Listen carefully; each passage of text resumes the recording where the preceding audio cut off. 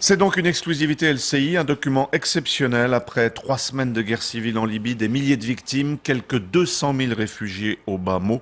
Vincent Herouet, assisté de Yannick Mahé et Éric Josset, ont rencontré le colonel Kadhafi tard hier soir dans un grand hôtel de Tripoli. Écoutez, regardez. Est-ce que vous dormez bien, colonel Kadhafi? Oui, oui. Je voudrais savoir qu'est-ce que vous êtes prêt à sacrifier pour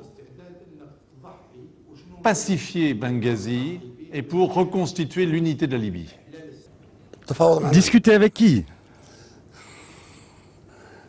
Le Conseil national, par exemple, de Benghazi, qui s'est constitué.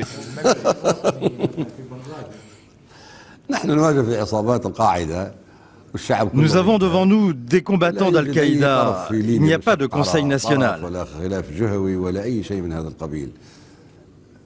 C'était vos anciens ministres. Vous les connaissez très bien. L'ancien ministre de l'Intérieur, l'ancien ministre de la Justice.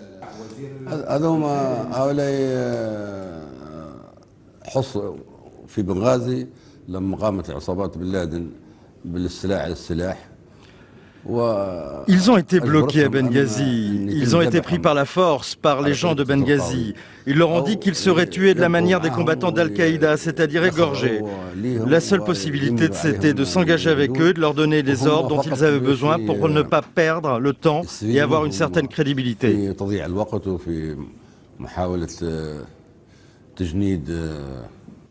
Si je vous comprends bien, vous pensez qu'ils ne sont pas libres. Non, bien sûr, ce sont des prisonniers. Je ne peux pas combattre mon peuple, c'est un mensonge des pays colonisateurs. La France, la Grande-Bretagne, les Américains. Ils ont subi les interventions de Ben Laden. Et là, au lieu de dire que c'est une contre-attaque contre Ben Laden et de soutenir la Libye, non, ils veulent coloniser la Libye de nouveau.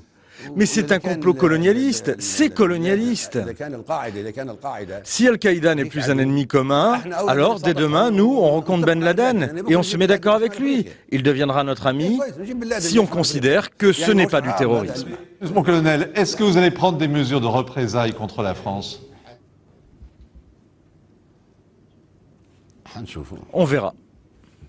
Est-ce que vous pensez que vous retournerez un jour planter votre tente à Paris? Pourquoi pas? Après tout ça, je me rendrai de nouveau en visite en France et en Europe. Vous avez eu Nicolas Sarkozy au téléphone? Non, non, je n'ai pas parlé avec lui. Est-ce que vous êtes déçu par Nicolas Sarkozy? Bien sûr, évidemment. Mais je peux lui donner une excuse, de même qu'aux ambassadeurs libyens, de même qu'à l'ONU. L'excuse que je peux leur donner, c'est qu'avec les informations qu'ils ont reçues par les médias extérieurs à la Libye, ils n'étaient pas bien informés. Car les insurgés de Ben Laden en Libye, qui savaient qu'il n'y avait pas de représentants d'autres médias, ont fait de la désinformation. Bien sûr, il faut être fou pour tirer sur des manifestants pacifiques. Jamais je n'aurais fait ça. Jamais je n'aurais accepté qu'on tire sur une seule personne. Mais il dénonce la folie criminelle de votre régime. C'est ce qu'a dit Alain Juppé, le nouveau ministre français. Bien sûr, s'il s'agissait de manifestations pacifiques. Mais a-t-il vu ce qui se passe en Libye? Non, il a entendu. Mais de la part de qui? Il a téléphoné.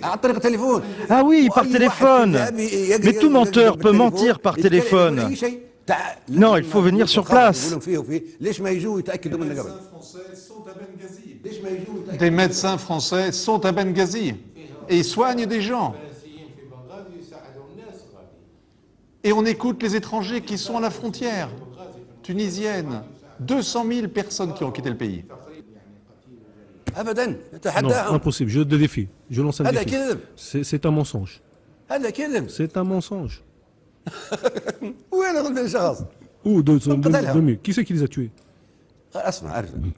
Please, attendez. Je suis en train encore de parler.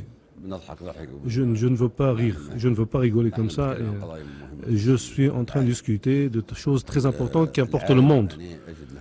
Et je pense que je peux lui donner excuse à ce monde. Parce que même les Libyens, je peux leur donner une excuse. Parce qu'ils ont eu une information immense et un mensonge très, très grand.